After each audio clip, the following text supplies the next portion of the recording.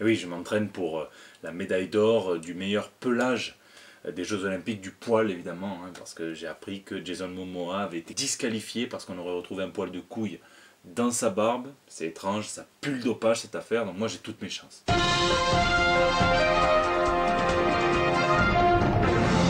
Bon, ben j'ai l'explication au montage désastreux de la Suicide Squad, du film de la Warner, et qui a été vivement critiqué par à peu près tout le monde, même les gens qui n'avaient pas vu le film. En fait, c'est con, ils ont simplement laissé les bobines, hein, les pellicules dans la salle d'entraînement des escrimeurs pour les Jeux Olympiques de Rio. Je vous raconte pas la suite. Hein. Bon, ok, c'est peut-être pas la meilleure des blagues, mais en même temps, je suis un petit peu sensible sur ce sujet-là, puisque comme j'ai plus forcément la réduction étudiante, quand je paye 10 € pour voir un film aussi mal monté qu'un meuble Ikea, que tu as démonté 36 fois, que tu as remonté 36 fois, ben j'ai l'impression d'être assis sur un vaisseau kryptonien dans Man of Steel, quoi. Ça fait mal. Allez, trêve de conneries tout de suite, c'est les news de la semaine. Mes chers parents, je vole. Et allez, encore un vendeur qui s'est fait voler 85 000 $ de comics rares du Golden Age, du Silver Age à la Tampa Bay Comic Con. Mais c'est à croire qu'ils écoutent pas le JT Comics, ces gars-là. Moi, je l'avais déjà dit, j'avais déjà prévenu, j'avais déjà fait des news sur ça. Et ça m'étonne que ça arrive encore et qu'ils sécurisent leurs comics rares comme de vulgaires Tsum Tsum à 5 €. Bon, en même temps, si l'histoire ne se répétait pas, vous allez me dire, on n'aurait pas eu 2 guerres mondiales. Mais merde, quoi, En plus, c'est même pas moi le voleur, quoi, si encore... Non, là je divague. Dans le lot 2 Amazing Fantasy numéro 15, à la première apparition de Spider-Man, tous deux dans un état moyen, côté quand même la bagatelle de 15 000 $ chacun. Le numéro 1 de Spider-Man, de Hulk, d'X-Men, le numéro 28 de The Brave and the Bold, hein, la première apparition officielle de la Justice League moderne. Bref, que du beau monde, et le vendeur est un petit peu étonné parce qu'il dit « Ouais, mais moi, j'avais mis mes comics dans une boîte fermée à clé, louée par la Comic Con. » Ah bon, bah oui, bah les voleurs, ils sont pas cons, bah ils ont carrément pris la boîte, quoi. Voilà. Hein. Le seul bon côté du truc, si on peut le dire ainsi, c'est que certains comics sont dans un étui CGC, donc ils sont numérotés, c'est donc impossible de les revendre chez un spécialiste sans être complètement grillés. À moins de les éventrer, de les sortir du truc, quoi. Marco et Jimmy, A Love Story. Alors depuis la San Diego Comic Con, Mark Hamill, qui est bien connu pour son rôle dans Star Wars, la première trilogie et la toute dernière, mais surtout par nous pour son doublage, sa voix du Joker dans Batman, la série animée dans la plupart des productions de chez DC Comics, animé où le Joker apparaît, et Jim Lee, hein, le dessinateur à succès pour Marvel, pour DC, le fondateur de Wildstorm, le cofondateur d'Image Comics. Et bien ces deux petits gars sont devenus BFFB, Best Friend Forever Bitch. Ils ne se quittent plus. Jimmy a dessiné le Joker pour Marco, et Marco lui a rendu la faveur en lui enregistrant un tout nouveau message vocal pour son répondeur. Et c'est le Joker en personne qui s'y colle, on écoute. You wanted to speak with Jim Lee? He can't come to the phone right now, and the reason is multiple choice. Is it A, his 9 children? Is it B, his notorious struggle with deadlines? Or C, I've got him bound and gagged, dangling over a vat of acid? You be the judge. Alors oui, je dois reconnaître, c'est super classe. Alors si Mark Hamill m'écoute, eh bien... you can do my after the beep when you want.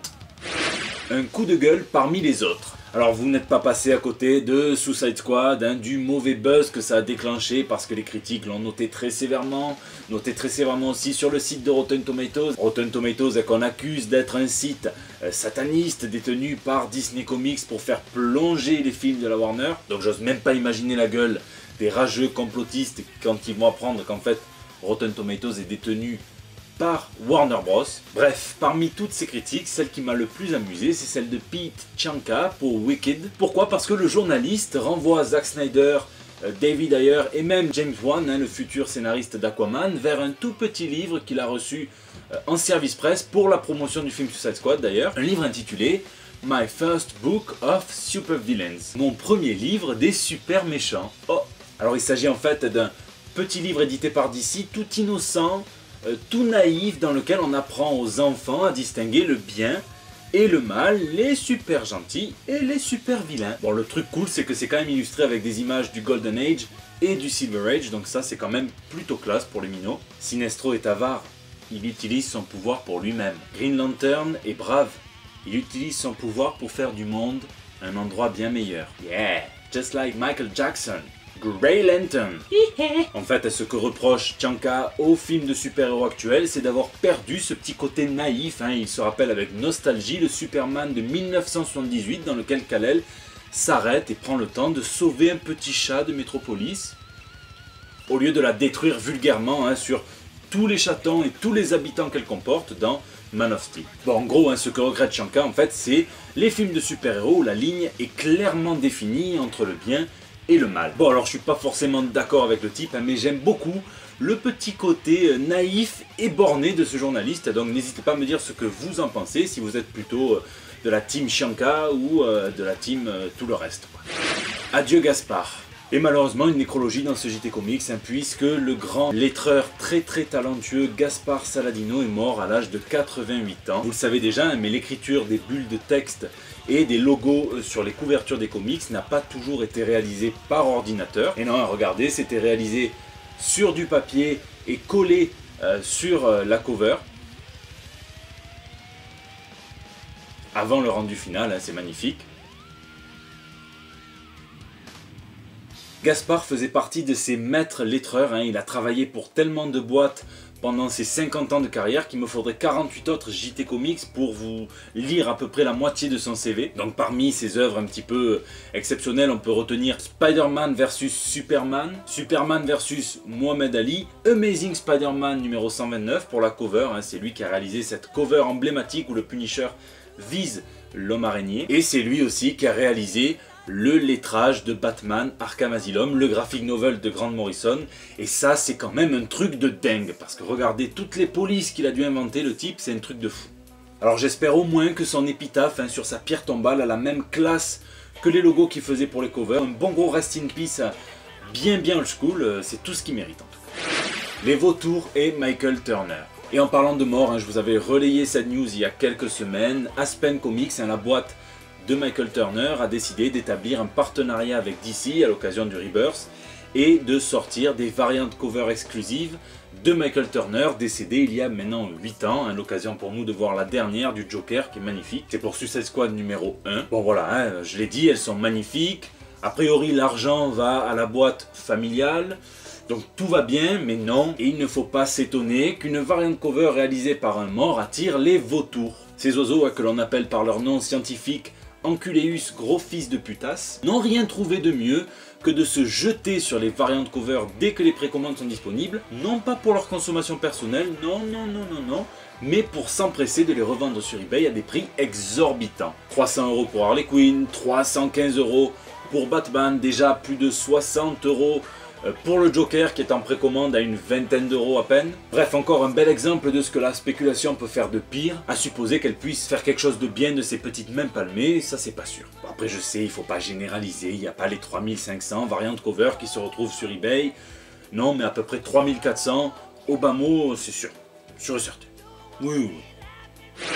Marvel rentabilise. Bim, en parlant de variantes cover, c'est au tour de Marvel de faire des affaires avec leur franchise fraîchement récupérée, fraîchement rentrée au bercail de Champions, qui a été récupérée à Heroic Publishing, avec qui il y a eu une dispute légale, un procès, donc ça a dû coûter à Marvel pas mal de petits billets verts pour récupérer la licence et faire fermer sa gueule à l'adversaire. Donc maintenant il faut rentabiliser, money bitch.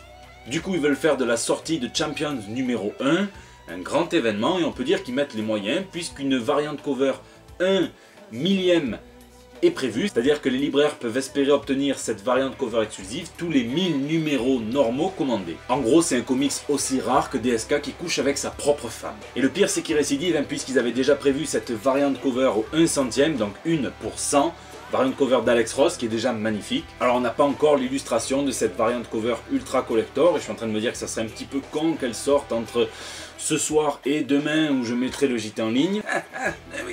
Et c'est pas tout, puisque Marvel prévoirait des retailer exclusive variants, donc des variantes cover réservées aux vendeurs, et ça généralement c'est des très gros volumes, c'est à dire qu'en fait c'est une pour environ 3000 à 5000 exemplaires commandés. Donc ne vous étonnez pas si Marvel se vante d'avoir de très bons chiffres de commandes chez les libraires, maintenant on saura pourquoi.